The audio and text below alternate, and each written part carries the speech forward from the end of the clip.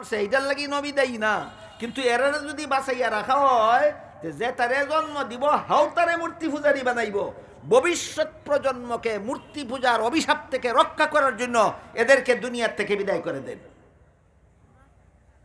আল্লাহ নূহ আলাইহিস সালামের দোয়া কবুল করলেন, বললেন ও নূহ আলাইহিস সালাম, তোমার দোয়া কবুল করলাম, আমি গজবের পানির বন্যা দিয়া এই সবগুলিরে ধ্বংস করে দেব। সারা দুনিয়ার বাড়িঘর সব কিছু, সারা দুনিয়াতে যা কিছু আছে সব গাছপালা পাহাড় পর্বত যা আছে সব ধ্বংস হয়ে যাবে, জীবজন্তু মানুষ পশু যা আছে সব ধ্বংস হয়ে যাবে, কিন্তু আপনার অনুসারী 40 জনের তো বাঁচতে হবে। কি দেখুন চাব। আর যত রকমের জীবজন্তু আল্লাহ বানাইছেন মানুষের উপকারের লাগি, আল্লাহ কোন রকমের জীবজন্তু এমন বানাইছেন না যার দ্বারা মানুষের কোনো উপকার নাই। এটা বিশ্বাস করতে হবে। আল্লাহ কোরআনে বলেছেন, আসমান জমিনে যা কিছু সৃষ্টি করেছি তোমাদের উপকারের জন্য করেছি। আরেক বেটায় উঠতে হয় হাফ বানাইলা কিতার লাগি, ডাক্তারে গিয়া জিগাও হাফের বীজ দিয়া বহুত কঠিন রোগের ঔষধ ডাক্তাররা তৈরি করে। কাজেই আল্লাহ কোন জিনিস কোন জীবজন্তুরে মানুষের কোন উপকারের লেগে বানাইছেন এটা এটা উদ্ঘাটন করিয়া এটা আবিষ্কার করিয়া কিয়ামত পর্যন্ত মানুষ শেষ করতে পারবে না।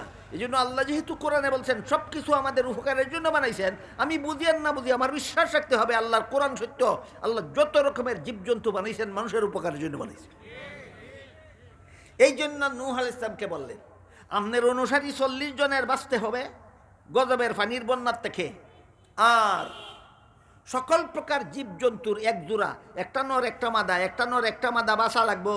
আর নাইলে এই জানোয়ারের বংশ বন্ধ হইয়া গেলে মানুষের যারা বাঁচিয়া থাকবে এদের বংশরা আশ পাইব। মুরগের বংশ যদি বন্যায় ধ্বংস হইয়া যায় তো মানুষের ভবিষ্যৎ বংশধর মুরগির গোশত পাইব কই? ছাগল যদি সব ধ্বংস হইয়া যায় ছাগলের গোশত হবে কোথায়? গরু যদি সব ধ্বংস হইয়া যায় গরু হবে কোথায়? এই জন্য নূহ নবী হুকুম দিলেন সকল প্রকার জীবজন্তুর এক জোড়া এবং 40 জন মানুষ আপনি সহ জায়গা হওয়ার মতো একটা জাহাজ তৈরি করুন। মানুষের অবস্থা না জানিয়া হয় নূহ নবীর নৌকা। আপনারা নৌকা চাব হল 40 জন মানুষ, এক জোড়া মুরগি, এক জোড়া হাঁস, এক জোড়া ছাগল, এক জোড়া মেরা, এক জোড়া দুম্বা, এক জোড়া গাদা, এক জোড়া ঘোড়া, এক জোড়া বৈশ, এক জোড়া গরু, এক জোড়া আত্তি, এক জোড়া তিমি মাছ, আরো যত জানোয়ার আল্লাহ বানাইছেন সবগুলি জায়গা হওয়ার মতো জাহাজটা হবে এই প্যান্ডালটার সমান না আরো বড়? ই অত বড় জাহাজটারে নৌকা হইতে পারে কোন ব্যাগ কলে বুঝে যদি নাই তাইলে তোমরা নৌকা হইতে তো তহান বড় বুঝো। অত বড় একটা নৌকা লইয়া সুরমা নদীর যাও, 40 জন মানুষ তুলো, এক জোড়া ছাগল তুলো, এক জোড়া মেরা তুলো, এক জোড়া দুম্বা তুলো, এক জোড়া গাদা তুলো, এক জোড়া গুড়া তুলো, এক জোড়া গরু তুলো, এক জোড়া বৈশ তুলো, এক জোড়া আত্মি তুলো, তুইলা দেখো নৌকা কই যায়। বুঝি থাকলে নৌকা হল চাব হল আল্লাহ নূহ নবীরে নৌকা বানাইতা খুঁজছে না জাহাজ বানাইতা খুঁজছে। যারা নৌকা হয় বেআখলি করে বুড়ার ডিমও বুঝে নাই কিতা বানাইতা খুঁজছে। নূহ নবীর নৌকা না নূহ নবীর জাহাজ? নূহ নবীর জাহাজ। আল্লাহ নূহ আলাইহিস সালামকে বলেন এত বড় বিশাল একটা জাহাজ বানান যেন সব রকমের জন্তু এক জোড়া আর আপনার অনুসারী 40 জনের যেন জায়গা হয়। নূহ আলাইহিস সালাম বানাইলেন। বন্যা যখন শুরু হইল নূহ আলাইহিস সালামের অনুসারী 40 জনকে উঠাইলেন, সব রকমের জীবজন্তু এক জোড়া করে উঠাইলেন।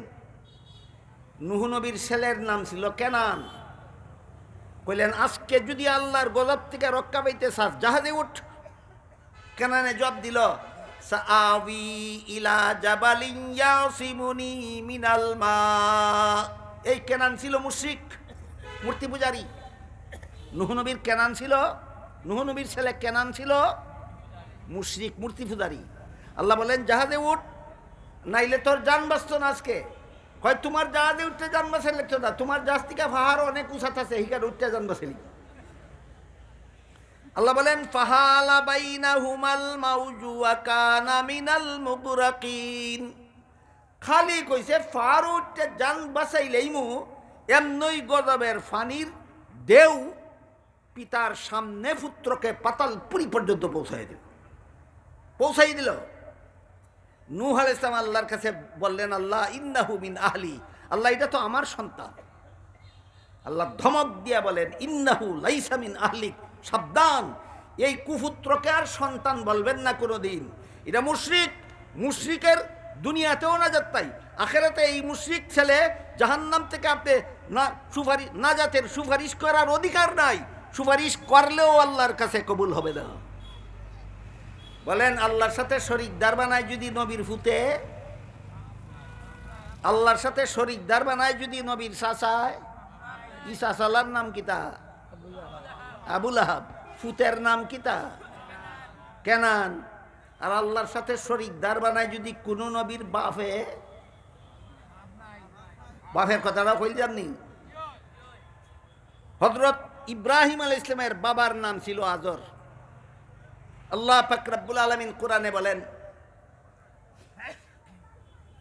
ইয ক্বালা ইব্রাহিমু লিআবিহি আযারা আতাত্তাখিযু আসনামান আলিহা। স্মরণ করো সেই দিনের ঘটনা যেদিন ইব্রাহিম আলাইহিস সালামের বাবা আজর মূর্তি পূজা করত। ছেলে ইব্রাহিম বাবা মূর্তি পূজারী আজরকে বললেন, যে আল্লাহ তোমারে বানাইল সেই আল্লাহর সামনে মাথা নত করো না, যেই মূর্তি তোমার হাতে বানাইলা এর সামনে মাথা নত করো। তোমার কাণ্ড জ্ঞান গেল কোথায়? বুঝে থাকতে বলেন, ইব্রাহিম নবীর বাপের নাম কি ছিল? কি পূজারী? মূর্তি পূজারী। সহিহ বুখারী শরীফের হাদিসে উল্লেখ আছে, কিয়ামতের দিন হযরত ইব্রাহিম আলাইহিস সালাম আল্লাহকে বলবেন, আল্লাহ আমার বাপ তো মূর্তি পূজারী অবস্থায় মরছে, কিন্তু তারে যে তুমি জাহান্নামের আগুন দিয়া জ্বালাইবা খোদা, আমার তো বাপ লাগে, আমি এই দুঃখ সহ্য করব কিভাবে? বলেন তো ইব্রাহিম ইসলাম আল্লাহর কাছে যে প্রশ্নটা করবেন, এটা কি অত্যন্ত হৃদয় বিদারক না? মনে ব্যথা লাগার মতো না?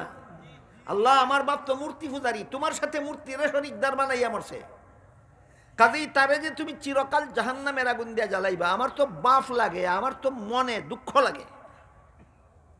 আল্লাহ পাক রব্বুল আলামিন নূহ আলাইহিস সালামকে বলবেন, ও নূহ নবী, আমি আল্লাহর সাথে যারা শরীকদার বানায় এদেরকে মুক্তি দেওয়ার জন্য সুপারিশ করা সমস্ত নবীদের জন্য হারাম করে দিয়েছি, ভুলে গেলেন নাকি?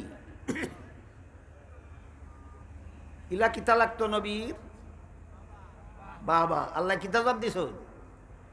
মুশরিককে জাহান্নাম থেকে মুক্তি দেওয়ার জন্য সুপারিশ করা সমস্ত নবীদের জন্য হারাম।